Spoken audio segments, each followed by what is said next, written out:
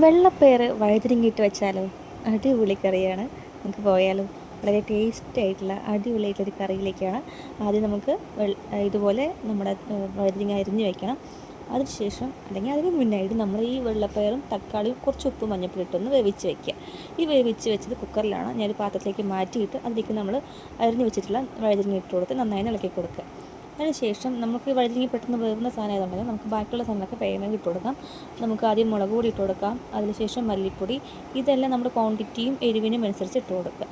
കുറച്ച് ഉണ്ടാക്കണമെങ്കിൽ കുറച്ച് അളവിലിട്ട് കൊടുക്കുക, കൂടുതൽ ഉണ്ടാക്കണമെങ്കിൽ കൂടുതൽ ഉണ്ടാക്കി കൊടുക്കുക. നമ്മൾ ആദ്യം 2-3 പേർക്ക് ക്വാണ്ടിറ്റിയാണ്. അപ്പോൾ 2 സ്പൂൺ മുളക് പൊടി, ഒരു 2 സ്പൂൺ മല്ലിപ്പൊടിയാണ് ഇട്ട് കൊടുത്തിരിക്കുന്നത്. മുളക് പൊടി എരിവ് കുറവുള്ളതുകൊണ്ടാണ്. എരിവ് കൂടുതലുള്ളതാണെങ്കിൽ 1 സ്പൂൺ ഇട്ടാൽ മതിയാവും.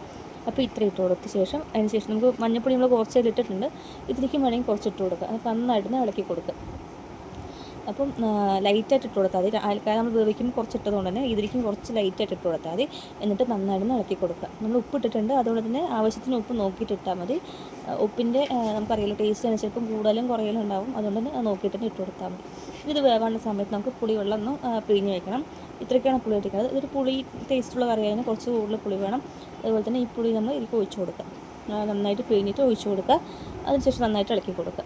എരിവും ഉപ്പും എല്ലാം ടേസ്റ്റ് നോക്കിക്കൊള്ളണം ഇടയ്ക്ക് നമ്മൾ. അതുപോലെ തന്നെ നമ്മൾ തേങ്ങയും ജീരകവും അരച്ച് വെച്ചിരിക്കുന്നതാണ്. ഈ തേങ്ങയും ജീരകം നമ്മൾ അരച്ച് വെച്ച ശേഷം ഈ കറിയിലേക്ക് ഇട്ട് കൊടുക്കുക. അടിപൊളി നാടൻ കറികളിലൊന്നാണ് വെള്ളപ്പയറും വഴുതിരിങ്ങിട്ട കറി.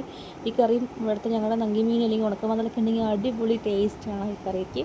അപ്പോൾ നന്നായി തിളച്ച് വരട്ടെ. തേങ്ങയൊക്കെ ഒഴിച്ചിട്ട് നന്നായി നമുക്ക് തിളയ്ക്കാനായിട്ട് ഗ്യാപ്പ് കൊടുക്കുക.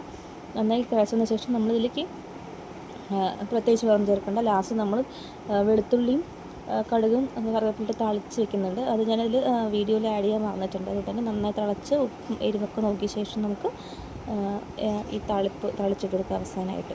ഇത്രയേ ഉള്ളൂ കറി. അത് ടേസ്റ്റി ആയിട്ടുള്ളൊരു കറിയാണ്. എല്ലാവരും വെച്ച് നോക്കുക, കമൻറ്റ് ചെയ്യുക. Tata bye bye, see you. അടുത്ത വീഡിയോയിൽ വീണ്ടും കാണാം.